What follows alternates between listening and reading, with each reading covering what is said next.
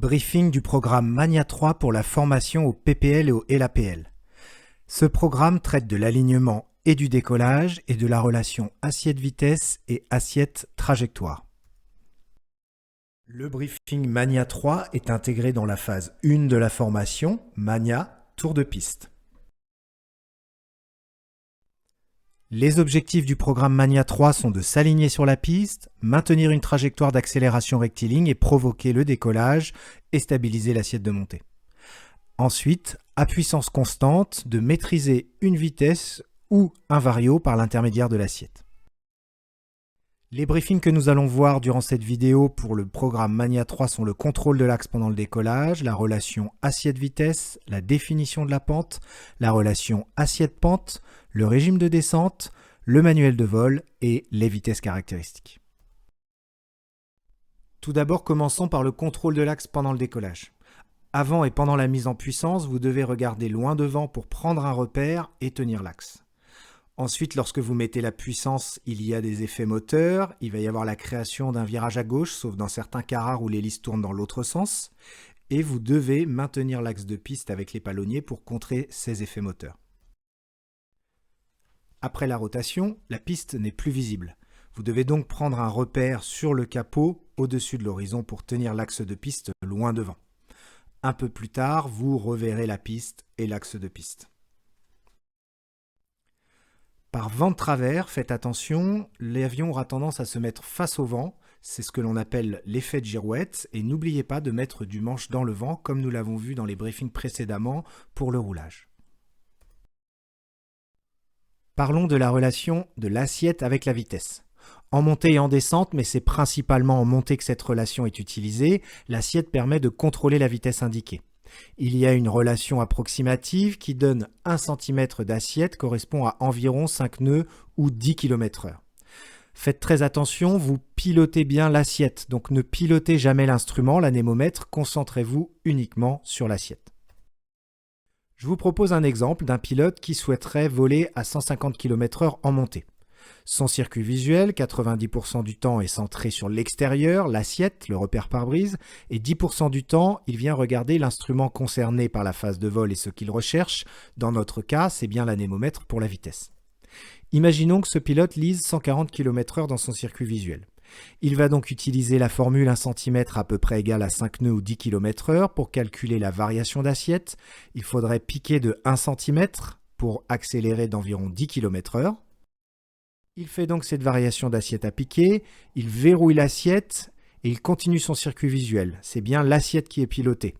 En maintenant cette assiette, il va venir voir l'instrument et vérifier que l'avion vole bien maintenant à 150 km/h.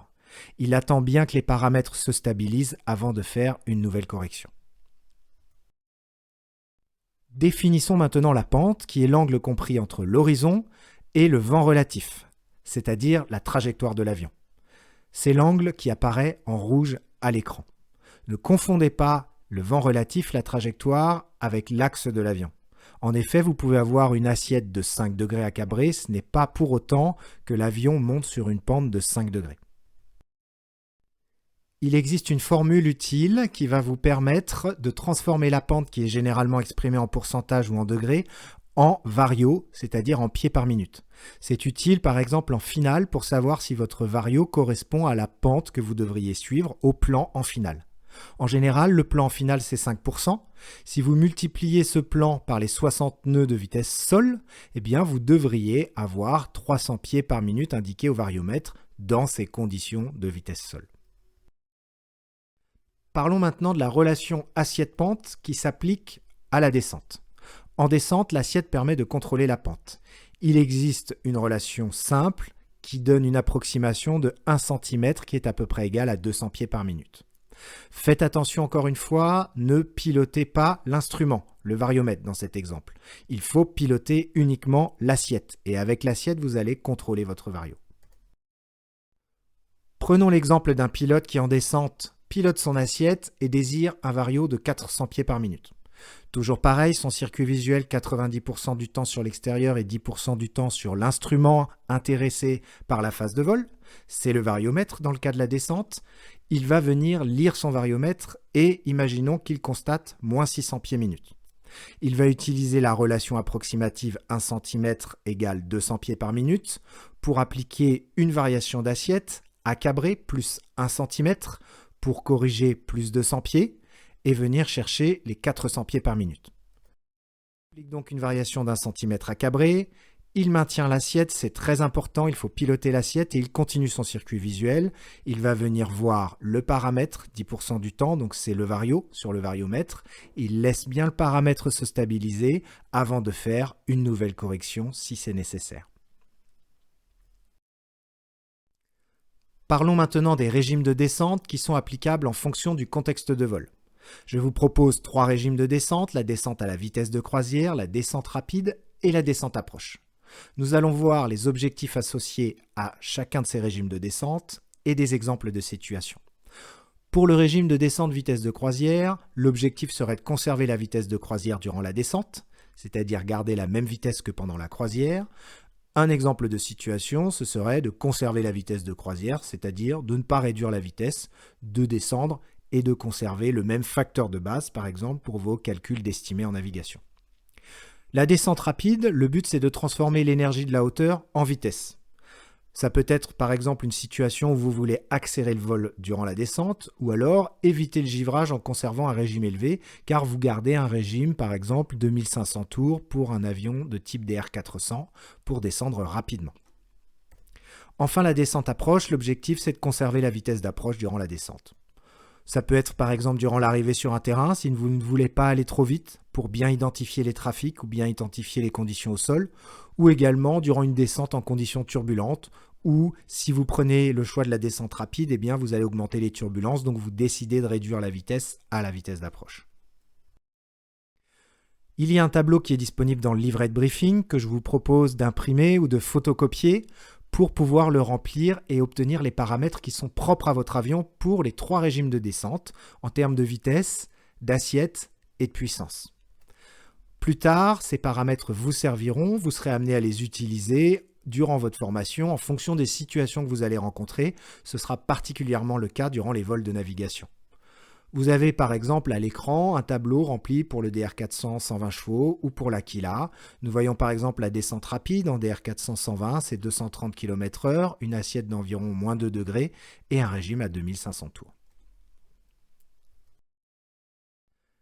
Dans le manuel de vol, vous trouverez toutes les informations officielles du constructeur et notamment les vitesses caractéristiques. Le manuel de vol, c'est vraiment le document officiel et réglementaire concernant votre avion. Il est divisé en plusieurs sections. Vous trouverez d'une manière générale en première partie les généralités, ensuite les limitations, les procédures d'urgence, les procédures normales, les performances de votre avion, décollage, atterrissage, masse et centrage et ensuite d'autres sections qui sont propres à chaque avion. Alors je vous invite à ouvrir le manuel de vol de votre avion qui est la documentation officielle d'exploitation, mais nous allons voir ensemble un exemple de manuel de vol du HR200-120B pour la section procédure normale qui regroupe l'exploitation en conditions normales. Il est ouvert à la page décollage, nous y voyons par exemple la vitesse à laquelle il faut soulager la roue avant, la vitesse à laquelle il faut faire la montée initiale et ensuite, après le franchissement des obstacles, eh bien, la vitesse qui permet de diminuer la pente de montée.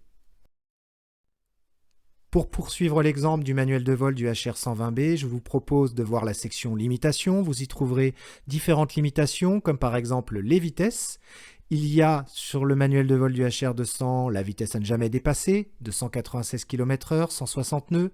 Également la vitesse maximum avec les volets sortis. Vous avez aussi les repères sur l'anémomètre que vous trouvez ici en couleur, comme par exemple le trait rouge, qui est la vitesse à ne jamais dépasser, 296 nœuds, 160 km/h. Si votre avion est équipé d'un EFIS, vous retrouvez exactement le même code couleur sur votre anémomètre. Concernant vos recherches personnelles à faire avant ce programme Mania 3, recherchez tout d'abord les limitations associées à votre avion sur la mise en route du moteur. Vous trouverez ces limitations dans la procédure normale. Elles peuvent par exemple concerner l'utilisation du démarreur avec une limite de temps, également la vérification de la pression d'huile, mais ces limitations sont propres à votre avion et sont dans le manuel de vol. Dans le manuel de vol toujours, allez voir à la section performance et recherchez la puissance à afficher pour la croisière avec votre avion. Enfin, recherchez dans divers documents ou sur Internet le fonctionnement et le rôle du réchauffage carburateur. S'il vous reste des questions sur ces 3 sujets, votre instructeur y répondra durant le briefing avant vol. Concernant les exercices en vol de ce programme Mania 3, vous allez faire le décollage et les checklists après décollage monté. Vous allez piloter l'assiette pour obtenir et maintenir une vitesse, comme nous l'avons vu dans cette vidéo. Vous allez piloter l'assiette pour obtenir et maintenir une vitesse verticale, comme nous l'avons vu également dans cette vidéo. Et enfin, vous allez piloter différents régimes de descente, la descente vitesse de croisière, la descente rapide et la descente approche. C'est la fin de ce briefing sur le programme Mania 3. Je vous souhaite un très bon vol.